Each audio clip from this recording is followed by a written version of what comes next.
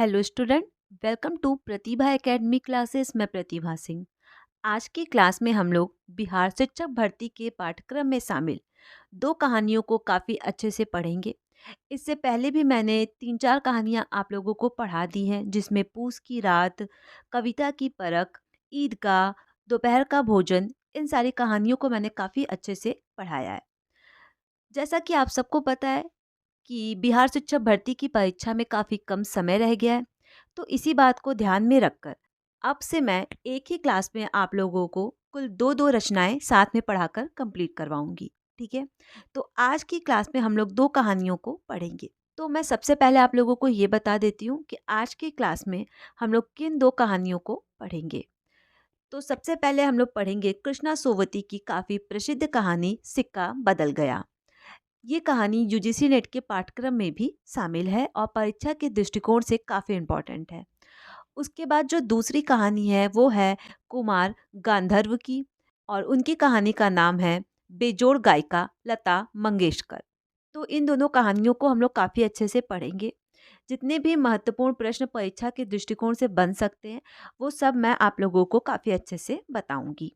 जो भी स्टूडेंट्स इस क्लास को पहली बार देख रहे हैं या फिर चैनल पर नए हैं, वो चैनल को सब्सक्राइब कर बेल आइकॉन ज़रूर प्रेस कर दे, जिससे आपको टाइम टू टाइम हर एक क्लास की नोटिफिकेशन मिलती रहे।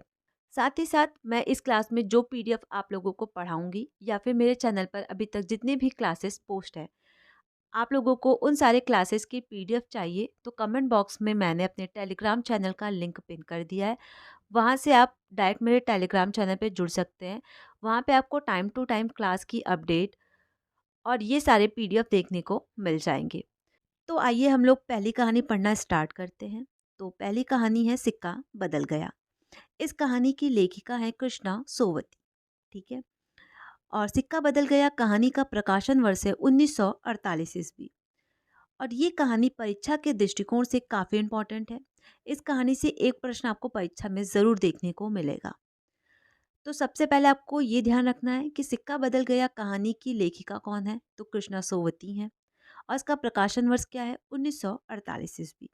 यह कहानी विभाजन की त्रासदी पर आधारित है और ये प्रश्न परीक्षाओं में अनगिनत बार पूछा जा चुका है कि इनमें से कौन सी कहानी विभाजन पर आधारित है। तो सिक्का बदल गया कहानी विभाजन पर आधारित है।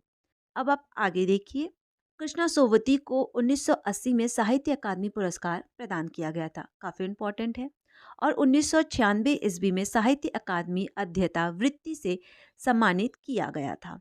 ठीक है, अब सिक्का बदल गया कहानी की पृष्ठभूमि क्या है, क्योंकि जो भी रचनाएं आपके पाठ्यक्रम में शामिल हैं, उस कहानी की पृष्ठभूमि क्या है ये आपको काफ़ी अच्छे से पता होना चाहिए। तो आइए हम लोग पृष्ठभूमि देखते हैं। कहानी का शीर्षक सिक्का बदल गया बिल्कुल सार्थक शीर्षक है। सिक्का बदल गया का अर्थ है परिस्थितियों का पलट जाना या फिर वक्त का बदल जाना। इस रचना की लेखिका है कृष्णा सोवती। इस पाठ में भारत देश में हुए विभाजन के समय का वर्णन किया गया है। सिक्का बदल गया कहानी में मानवीय प्रेम के लुप्त हो जाने के बावजूद भी सद्भाव का एक संदेश निहित है। इस कहानी की पृष्ठभूमि में संबंधों में यकायक बदलाव हो जाने और उसके जूठे पड़ जाने की पीड़ा को संवेदनशीलता के साथ व्यक्त किया गया है। एक लंबे अरसे से सहानी, जो कि इस कहानी की नायिका है, सहानी का चिनाब के पानी से गहरा लगाव रहा है। ठीक है, तो इस पृष्ठभूमि को पढ़ने के बाद आपको काफ़ी अच्छे से स्पष्ट हो गया होगा कि ये कहानी भारत विभाजन पर आधारित है। अब हम लोग देखेंगे कृष्णा सोवती की महत्वपूर्ण रचनाएं, जो कि परीक्षा के दृष्टिकोण से काफ़ी इम्पोर्टेंट है। पहला है डर से बिछुड़ी, जिसका प्रकाशन वर्ष है 1948 ईस्वी। ठीक है, उसके बाद मित्रों मरजानी, जिसका प्रकाशन वर्ष है 1967 ईस्वी। यारों के यार, ठीक है, उसके बाद है तीन पहाड़, बादलों के घेरे, जो कि परीक्षा के दृष्टिकोण से काफ़ी इंपॉर्टेंट है। बादलों के घेरे आप लोग इसे ध्यान में रखिएगा। सूरजमुखी अंधेरे के, इस रचना का प्रकाशन वर्ष कई बार परीक्षाओं में पूछा गया है। तो सूरजमुखी अंधेरे का प्रकाशन वर्ष है 1972 ईस्वी। ठीक है, और परीक्षा के दृष्टिकोण से इम्पॉर्टेंट है। उसके बाद है जिंदगी नामा, जिसका प्रकाशन वर्ष है 1979 ईस्वी। ठीक है। उसके बाद ए लड़की, दिलो दानिश, जिसका प्रकाशन वर्ष है 1993 ईस्वी। उसके बाद है हम हसमत भाग एक भाग दो, ये रचना 2 भागों में प्रकाशित हुई थी। कुछ और रचनाएं हैं जिसे मैं इस पीडीएफ में शामिल नहीं कर पाई हूँ, आप उसे याद रख लीजिएगा। जैसे है समय सरगम, जिसका प्रकाशन वर्ष है 2000 ईस्वी। ठीक है। और इनकी रचनाओं के बारे में कुछ महत्वपूर्ण तथ्य जिसे आप नोट डाउन कर लीजिए, जो कि परीक्षा के दृष्टिकोण से इम्पॉर्टेंट है। और मैं कई बार अपने क्लासेस में आप लोगों को बोलती हूँ कि जब भी आप लोग मेरे क्लासेस को देखा करें तो आप लोग साथ में पेन और कॉपी लेकर बैठा करें। तो आप इसे नोट डाउन कर लीजिए काफ़ी अच्छे से कि कृष्णा सोवती का मात्र एक कहानी संग्रह है, जो है बादलों के घेरे में, जिसका प्रकाशन वर्ष है 1980 ईस्वी। ठीक है। और इस कहानी संग्रह में कुल 24 कहानियां संकलित हैं, जिसमें यारों के यार, तीन पहाड़, उनकी दोनों कहानियों का संकलन हमें देखने को मिलता है। ठीक है। उसके बाद जो बादलों के घेरे में जो इनका कहानी संग्रह है, इसी कहानी संग्रह में सिक्का बदल गया कहानी संकलित है। और ये काफी इंपॉर्टेंट है परीक्षा के दृष्टिकोण से कि बादलों के घेरे कहानी संग्रह में ही सिक्का बदल गया कहानी संकलित है। ठीक है। और जो सिक्का बदल गया कहानी है, इस कहानी के 3-4 पात्र हैं। पहला है सहानी, साहाजी, शेरा, हुसैना और दाऊद खान। आप इसे नोट डाउन कर लीजिए, मैं एक बार और रिपीट कर देती हूँ कि सिक्का बदल गया कहानी के कुछ महत्वपूर्ण पात्र हैं। सहानी, साहाजी, शेरा, हसैना, दाऊद खां। ठीक है। अब आप इस पंक्ति को देखिए। देश विभाजन से संबंधित कृष्णा सोवती की कहानियों में सबसे चर्चित एवं प्रसिद्ध कहानी है सिक्का बदल गया। और इस कहानी का प्रकाशन प्रतीक पत्रिका में 1948 ईस्वी में हुआ था। अज्ञे जी इस पत्रिका के संपादक थे। ठीक है। जैसा कि आप सबको पता होगा कि प्रतीक पत्रिका के जो संपादक थे वो अज्ञे थे। इस कहानी में विभाजन से उत्पन्न परिस्थितियों के मार्मिक चित्रण के साथ साथ मानवीय संबंधों एवं मूल्यों में आए विघटन का भी काफी अच्छा वर्णन हमें देखने को मिलता है। अब आप आगे देखिए। अब हम लोग देखेंगे बिहार बोर्ड की जो मूल पुस्तक है उसमें जो कहानी दी गई है उसके कुछ महत्वपूर्ण लाइन। क्योंकि आप सबको पता होगा कि परीक्षा का जो बदलता पैटर्न है उसमें आजकल पंक्तियों से कई सारे प्रश्न पूछे जाते हैं। तो इस कहानी को पढ़ने के बाद मुझे जो भी पंक्ति इंपॉर्टेंट लगी है वो मैंने हाईलाइट कर दिया है और उसे हम लोग काफ़ी अच्छे से पढ़ेंगे। तो पहली पंक्ति आप लोग देखिए। चनाब का पानी आज भी पहले सा ही सर्द था, लहरें लहरों को चूम रही थी, दूर कश्मीर की पहाड़ियों से बर्फ पिघल रही थी, उछल उछल आते पानी के भंवरों से टकराकर कगारे गिर रहे थे, लेकिन दूर दूर तक बिछी रेत आज न जाने क्यों खामोश लगती थी। सहानी ने कपड़े पहने इधर उधर देखा, कहीं किसी की परछाई तक ना थी, पर नीचे रेत में अगणित पाँव के निशान थे। वह कुछ सहमी सी उठी। और ये पंक्ति काफी इंपॉर्टेंट है। अब आप आगे देखिए। अगली पंक्ति। सहानी कहते कहते रुक गई। आज क्या हो रहा है? सहानी को लगा जैसे जी भर भर आ रहा है। शाह जी के बिछुड़े कई साल बीत गए, पर आज कुछ पिघल रहा है, शायद पिछली स्मृतियां। अब आप तीसरी पंक्ति देखिए। वह छोटा सा जनसमूह रो दिया, जरा भी दिल में मैल नहीं सहानी के, और हम सहानी को नहीं रख सके। शेरे ने बढ़कर सहानी के पांव छुए। सहानी कोई कुछ नहीं कर सकता। राज भी पलट गया। सहानी ने कांपते हुए हाथ शेरे के सिर पर रखा और रुक रुक कर कहा, तैनू भाग जगण चन्ना, ओ चांद तेरे भाग जगे। दाऊद खां ने हाथ का संकेत किया। कुछ बड़ी बूढ़िया सहानी के गले लगी और ट्रक चल पड़ी। तो इस प्रकार सिक्का बदल गया कहानी से संबंधित जितने भी महत्वपूर्ण तथ्य थे वो सब मैंने आप लोगों को बता दिया है। अब हम लोग अगली कहानी पढ़ेंगे। तो आइए हम लोग अगली कहानी पढ़ना शुरू करते हैं। बेजोड़ गायिका लता मंगेशकर, जिसके लेखक है कुमार गंधर्व। ठीक है। तो आइए हम लोग इस कहानी को पढ़ना प्रारंभ करते हैं। कुमार गंधर्व का जन्म 8 अप्रैल 1924 ईस्वी को हुआ था। मृत्यु हुई 1992 ईस्वी को। ठीक है। इनका जो जन्म स्थान है वो है कर्नाटक। तो इनका मूल नाम, जो कि परीक्षा के दृष्टिकोण से काफ़ी इम्पोर्टेंट है, तो इनका मूल नाम है शिवपुत्र कोमकली और निवास स्थान है देवासा, मध्य प्रदेश। इनके संगीत के जो गुरु थे वो थे प्रोफेसर B.R. देवघर, जो कि महाराष्ट्र के प्रसिद्ध संगीत के आचार्य थे।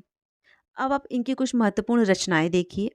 पहला है अनुपम राग विलास एवं अनेक लेख, निबंध और टिप्पणियां पत्र पत्रिकाओं में बिखरी अनेक रचनाएं इनकी अप्रकाशित हैं। अनेक म्यूजिक कंपनियों द्वारा उनके गाने के रिकॉर्ड और कैसेट जारी किए गए। अब इनको कौन कौन से सम्मान मिले हैं ये आपको काफ़ी अच्छे से याद होना चाहिए। भारत सरकार की संगीत नाटक अकादमी के सदस्य ये रह चुके हैं। भारत भवन भोपाल के स्थायी सदस्य रह चुके हैं। कालिदास सम्मान इन्हें प्राप्त है। राष्ट्रपति द्वारा पद्म भूषण, विक्रम विश्वविद्यालय उज्जैन द्वारा डिलीट की उपाधि, अनेक पुरस्कार, सम्मान एवं अलंकरण इन्हें प्राप्त हैं। कुमार गंधर्व 20वीं सदी के उत्तरार्ध में हिंदुस्तानी शैली के भारतीय शास्त्रीय संगीत के महान गायक एवं संगीत मनीषी थे। बचपन में ही अपने पिता और परिवेश से प्राप्त नर्सैंगिक गायन संस्कारों के बल पर उन्होंने अपनी गायन प्रतिभा से संगीत पारखियों को विस्मृत कर दिया था। उसके बाद श्री गुरुकुल स्वामी ने उन्हें देव गायक गंधर्व का अवतार बताया। उसके बाद उनकी प्रसिद्धि कुमार गंधर्व के नाम से हो गई। और ये लाइन काफ़ी इम्पोर्टेंट है। अब आप आगे देखिए। जो कुमार गंधर्व हैं वो संगीत और गायन की दुनिया में कई सारे विवादों से भी घिरे रहे। संगीत क्षेत्र की परंपरागत शक्तियों ने उन्हें एक परंपरा भंजक विरोध के रूप में देखा। वास्तव में वे एक उच्च गायक थे और शास्त्रीय संगीत में नए नए साहसपूर्ण प्रयोग कर रहे थे। वे यद्यपि औपचारिक रूप से ग्वालियर घराने से जुड़े हुए थे। तो आपको इस लाइन को काफ़ी अच्छे से याद रखना है कि कुमार गांधर्व किस घराने से जुड़े हुए थे। तो वो ग्वालियर घराने से जुड़े हुए थे। अब आप आगे देखिए। और ये लाइन परीक्षा के दृष्टिकोण से काफ़ी इम्पोर्टेंट है, पूछा जा सकता है। और ये जो कथन है ये कथन अशोक बाजपेयी का है, आप इसे भी ध्यान में रखिएगा। हम दक्षिण से लौटे थे, देवासा में रुके उज्जैन जाते हुए हम अपने घर के बाहरी बरामदे में झूले पर थे। वे हमारे अलावा मुकुल शिवपुत्र भी हैं। हमने कहा लगता है दक्षिण में साधारण रसिकों को भी व्याकरण का बड़ा ज्ञान है। टप से मुकुल ने कहा यही तो रोना है, व्याकरण है पर कला नहीं। वे अपने हाथ का गिलास रखते हुए बोले राजा बिना छंद के फूल नहीं खिलता है। और ये लाइन आप लोग स्पेशली याद कर लीजिएगा। आगे देखिए। बेजोड़ गायिका लता मंगेशकर। अब इस कहानी से संबंधित जो भी महत्वपूर्ण मुझे पंक्ति लगी है वो मैं आप लोगों को बता देती हूँ। मुझे लगता है बरसात के पहले के किसी चित्रपट का वह कोई गाना था। तब से लता निरंतर गाती चली आ रही है और मैं भी उसका गाना सुनता आ रहा हूँ। लता के पहले सुप्रसिद्ध गायिका नूरजहां का चित्रपट संगीत में अपना जमाना था। ठीक है, अब आगे देखिए इस पंक्ति को। कोकिला का स्वर निरंतर कानों में पड़ने लगे तो कोई भी सुनने वाला उसका अनुसरण करने का प्रयत्न करेगा। यह स्वाभाविक है कि चित्रपट संगीत के कारण सुंदर स्वर मल्लिकाएं लोगों के कानों पर पड़ रही हैं। संगीत के विविध प्रकारों से उनका परिचय हो रहा है। उनका स्वर ज्ञान बढ़ा रहा है। सुरीलापन क्या है इसकी समझ भी उनको होती जा रही है। ठीक है, अब आप आगे देखिए। अब आप इस पंक्ति को देखिए। पंक्ति नंबर 3। स्वर लय शब्दार्थ का वह त्रिवेणी संगम होता है और महफिल की बेहोशी उसमें समाई रहती है। वैसे देखा जाए तो शास्त्रीय संगीत क्या है और चित्रपट संगीत क्या, अंत में रसिकों को आनंद देने की सामर्थ्य किसी गाने में कितनी है, इस पर उसका महत्व ठहराना उचित है। अब आप अगली पंक्ति देखिए। पंक्ति नंबर 4। सच बात तो यह है कि हमारे शास्त्रीय गायक बड़ी आत्मतुष्टि वृत्ति के हैं। संगीत के क्षेत्र में उन्हें अपनी हुकुमशाही स्थापित कर रखी है। शास्त्र शुद्धता के कर्मकांड को उन्होंने आवश्यकता से अधिक महत्व दे रखा है, मगर चित्रपट संगीत द्वारा लोगों की अभिजात संगीत से जान पहचान होने लगी है। ठीक है, अब आप आगे देखिए, कुछ महत्वपूर्ण लाइन है। शिवपुत्र सिद्धराम कोमकली को सन 1977 में भारत सरकार द्वारा कला के क्षेत्र में पद्म भूषण से सम्मानित किया गया था और ये मध्य प्रदेश के निवासी थे। सन 1980 में भारत सरकार द्वारा कला के क्षेत्र में पद्म विभूषण से भी इन्हें सम्मानित किया गया था। तो इस प्रकार कुमार गंधर्व की जो प्रसिद्ध कहानी थी बेजोड़ गायिका, उस कहानी को मैंने बता दिया है। लेखक इस रचना के विषय में स्वयं कहते हैं, लता के गायन में सुरीलापन है, उनके स्वर में अद्भुत मिठास, तन्मयता, मस्ती तथा लोच आदि है। उनका उच्चारण मधुर गूंज से परिपूर्ण रहता है और लता जी के स्वरों में गंगा जी सी निर्मलता है। लता जी जो कुछ भी अपने जीवन में सीखती हैं, वे अपने संगीत में उसे बखूबी उतारना जानती हैं और दुनिया को समझाना भी वो जानती हैं। तो इस प्रकार बिहार शिक्षक भर्ती के पाठ्यक्रम में जो 2 रचनाएं शामिल थी, वो सब मैंने आप लोगों को पढ़ा दिया है। और ये क्लास आप लोगों को कैसा लगा, आप लोग कमेंट करके ज़रूर बताइएगा। जो भी स्टूडेंट्स इस क्लास को देख रहे हैं, इस क्लास में मैंने जो पीडीएफ आप लोगों को पढ़ाया है, अगर आप लोगों को ये पीडीएफ चाहिए तो कमेंट बॉक्स में मैंने अपने टेलीग्राम चैनल का लिंक पिन कर दिया है। वहाँ से आप मेरे टेलीग्राम चैनल पे जुड़ सकते हैं। वहाँ पे आपको ये पीडीएफ और टाइम टू टाइम क्लास की अपडेट मिलती रहेगी। जो भी स्टूडेंट्स इस क्लास को पहली बार देख रहे हैं या फिर इस क्लास में नए हैं, आप लोग इस क्लास को अपने दोस्तों के साथ शेयर करना और चैनल को सब्सक्राइब कर बेल आइकन प्रेस करना ना भूलें, जिससे आपको टाइम टू टाइम क्लास की अपडेट मिलती रहे। किसी भी प्रकार का कोई डाउट होता है तो आप मुझे कमेंट कर सकते हैं या फिर कमेंट बॉक्स में मैंने अपने इंस्टाग्राम और फेसबुक का लिंक पिन कर दिया है, वहाँ से आप मुझे डायरेक्ट मैसेज भी कर सकते हैं। Thank you.